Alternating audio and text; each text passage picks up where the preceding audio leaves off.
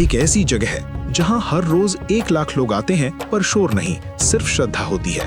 हम सब जानते हैं कि तिरुपति बालाजी दुनिया का सबसे अमीर मंदिर है। आज हम खोलने वाले हैं तिरुपति बालाजी का वो सच जो ना टूरिस्ट गाइड बताता है ना गूगल। क्योंकि तिरुपति का असली राज कोई चमत्कार नहीं है। असली राज है वो सिस्टम जिसने 1000 सालों से एम्पायर्स को गिरते देखा, अंग्रेजों को झुकते देखा, पर खुद कभी नहीं रुका। एक सीक्रेट विलेज पर जहां आउटसाइडर्स अलाउड ही नहीं, एक पोटो किचन जहां सदियों से आग जल रही है, और तिरुपति लड्डू का टेस्ट 50 साल से एग्जैक्ट सेम है, और 10 टन सोना प्लस रोज 20,000 लोगों के मुंडवाए हुए बाल जो डायरेक्टली हॉस्पिटल, स्कूल और फ्री खाने में कन्वर्ट हो जाते हैं। एक ऐसा बैंक जो कैश में नहीं, शांति में डील करता है। लोग कहते हैं राजाओं ने मंदिर बनाए, पर सच ये है कि तिरुपति मंदिर ने राजाओं को बनाया। ये स्टोरी चमत्कार की नहीं, विष्णु के इस घर की व्यवस्था की है। तिरुमला की पहाड़ियों पर चढ़ने से पहले हमें यह समझना होगा कि लोग यहाँ क्यों आते हैं। सिर्फ मन्नत मांगने नहीं, वो आते हैं एक कर्ज चुकाने। पुराणों के हिसाब से जब भगवान विष्णु श्रीनिवासा रूप में धरती पर आए तो उन्होंने पद्मावती से विवाह किया। इस शादी का खर्चा इतना बड़ा था कि भगवान ने कुबेर, जो धन के देवता हैं, उनसे लोन लिया और वादा किया कि कलयुग के अंत तक वो इस लोन का ब्याज यानी इंटरेस्ट चुकाते रहेंगे। यही वजह है कि जब आप हुंडी में पैसा डालते हैं, वो डोनेशन नहीं होता, वो भगवान की मदद होती है उस कॉस्मिक डेट को चुकाने में। ये एक इमोशनल कॉन्ट्रैक्ट है भगवान और भक्त के बीच। लेकिन अगर हम मिथोलॉजी से हटकर हिस्ट्री पर आएं तो कहानी और भी हैरान करने वाली है। साल 966 सीई, आज से लगभग 1000 साल पहले एक पल्लवा रानी थी, क्वीन समाबाई। उन्होंने पहली बार मंदिर को सिल्वर के गहने और जमीन डोनेट की थी। इसका सबूत आज भी मंदिर की दीवारों पर पत्थर में खुदा हुआ है। उसके बाद आए विजयनगरा एम्पायर के सबसे बड़े राजा श्री कृष्ण देव राया। कहा जाता है कि वो अपने हर बड़े युद्ध से पहले तिरुपति आते थे। 1517 में उन्होंने पूरे विमाना यानी गोपुरम को सोने से ढक दिया था। राजा आए चले गए, पर उन्होंने एक ऐसा सिस्टम बनाया कि मंदिर कभी किसी राजा पर डिपेंड न रहे। उन्होंने गांव के गांव मंदिर के नाम कर दिए ताकि वहां से जो टैक्स आए उससे भगवान का भोग लगे। ये दुनिया का पहला सेल्फ सस्टेनिंग मॉडल था। अब बात करते हैं उस चीज की जो साइंस को भी कंफ्यूज करती है, मंदिर का आर्किटेक्चर। जब आप गर्भगृह के बाहर खड़े होकर भगवान को देखते हैं तो मूर्ति बिल्कुल सेंटर में लगती है, लेकिन जब आप अंदर से देखते हैं तो मूर्ति स्लाइट राइट साइड में होती है। ये इल्यूजन है या एंशिएंट इंजीनियरिंग, कोई नहीं जानता। तिरुमला की पहाड़ियां, जिन्हें शेषचलम हिल्स कहते हैं, उनका जियोलॉजिकल स्ट्रक्चर पूरी दुनिया से अलग है। यहाँ का टेम्परेचर और हवा का दबाव ऐसा है जो मूर्ति को हजारों सालों से प्रिजर्व कर रहा है। लोग कहते हैं कि सुबह के वक्त जब अभिषेक होता है तो मूर्ति का तापमान 110 डिग्री फ़ारेनहाइट तक पहुंच जाता है। और सबसे बड़ी मिस्ट्री पता है क्या? पच्चाई कर्पूरम यानी ग्रीन कैम्फर।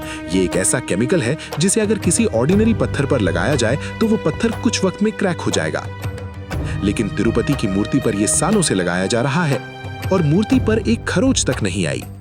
क्या ये पत्थर स्पेशल है या इस जगह की एनर्जी? तिरुपति सिर्फ एक मंदिर नहीं, एक इकोसिस्टम है, और इस इकोसिस्टम की लाइफलाइन है एक सीक्रेट विलेज। मंदिर से लगभग 22 किलोमीटर दूर एक गांव है। इस गांव का नाम मैप पर नहीं मिलता और यहां आउटसाइडर्स का जाना सख्त मना है। कहा जाता है कि मंदिर में जो फूल चढ़ते हैं, दूध, दही, मक्खन और तुलसी आती है, वो सब इसी गांव से आता है। क्यों? ताकि प्योरिटी मेंटेन रहे। वहां के लोग आज भी वैसे ही जीते हैं जैसे 500 साल पहले लोग जीते थे, बिना किसी मॉडर्न पोल्यूशन के। वो मानते हैं कि उनका जन्म ही भगवान की सेवा के लिए हुआ है। अब आते हैं उस चीज पर जिसका इंतजार हर भक्त को होता है, तिरुपति लड्डू। लेकिन ये सिर्फ मिठाई नहीं है, ये साइंस है। इसे बनाने के लिए एक स्पेशल किचन है जिसे पोटू कहते हैं। इस किचन की आग कभी नहीं बुझती। आपको पता है इस लड्डू का टेस्ट पिछले 50-60 सालों से चेंज क्यों नहीं हुआ? क्योंकि ये एक स्ट्रिक्ट फॉर्मूला फॉलो करते हैं जिसे दिट्टम कहते हैं। एक बड़े लड्डू का वजन एग्जैक्टली 700 ग्राम होना चाहिए। उसमें 23.5 ग्राम काजू, 12.5 ग्राम किशमिश और एग्जैक्ट अमाउंट में शुगर कैंडी होनी चाहिए। ये रेसिपी इतनी यूनिक है कि इसे ज्योग्राफिकल इंडिकेशन टैग मिला हुआ है। मतलब पूरी दुनिया में कोई और हलवाई तिरुपति लड्डू के नाम से मिठाई नहीं बेच सकता। ये इंटेलेक्चुअल प्रॉपर्टी है। हर रोज यहाँ लगभग 3 लाख लड्डू बनते हैं। सोचिए उस स्केल का सप्लाई चेन मैनेजमेंट। बिना किसी MBA डिग्री के ये लोग मल्टीनेशनल कंपनी से बेहतर मैनेजमेंट चला रहे हैं। लोग अक्सर पूछते हैं मंदिर के पास इतना पैसा क्यों है और इस पैसे का होता क्या है। तो आज हिसाब लगाते हैं। तिरुपति मंदिर के पास बैंक्स में 10 टन से ज्यादा सोना यानी गोल्ड डिपॉजिट है। ये सोना किसी लॉकर में पड़ा नहीं रहता, ये इंडियन इकोनॉमी में सर्कुलेट होता है थ्रू गोल्ड मोनेटाइजेशन स्कीम्स। लेकिन सबसे बड़ा दान सोना नहीं है, सबसे बड़ा दान है बाल। रोजाना 20,000 से ज्यादा लोग अपने बाल मुंडवाते हैं। इसे मोकू कहते हैं, मतलब अपना ईगो भगवान के चरणों में छोड़ देना। इन बालों को इंटरनेशनल मार्केट में ऑक्शन किया जाता है, जिससे TTD करोड़ों रुपए कमाता है। पर यह पैसा जाता कहां है? यह पैसा बनता है लाइफलाइन।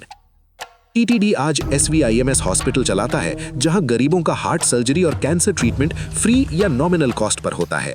BIRD हॉस्पिटल में पोलियो और हैंडीकैप लोगों का इलाज होता है। हजारों अनाथ बच्चों की पढ़ाई, वेद पाठशाला और अन्नदानम, जहां रोजाना 1 लाख लोगों को फ्री खाना खिलाया जाता है। जब आप हुंडी में 10 रुपए डालते हैं तो आप सिर्फ मंदिर को नहीं, एक भूखे पेट को खाना और एक बीमार को दवा दे रहे हैं। तिरुपति बालाजी सिर्फ एक मंदिर नहीं है, ये सबूत है कि अगर आस्था और व्यवस्था मिल जाए तो क्या मिरेकल हो सकता है। एम्पायर्स आए और गए, ब्रिटिशर्स ने लूटने की कोशिश की, पर वो भी हार मान गए, क्योंकि ये मंदिर दीवारों से नहीं, लोगों के भरोसे से बना है। यहाँ कोई VIP नहीं है। जब आप उस क्यू में खड़े होते हैं तो आप सिर्फ एक भक्त होते हैं। वहाँ अमीर और गरीब का फर्क मिट जाता है, और शायद यही तिरुपति का सबसे बड़ा चमत्कार है। अगर आपको ये हिस्ट्री विदाउट बुक्स की यात्रा पसंद आई तो वीडियो को लाइक करें और कॉमेंट्स में बताएं, क्या आपने कभी तिरुपति का ये सिस्टम नोटिस किया है। मिलते हैं अगली अनकही कहानी के साथ। जय गोविंदा।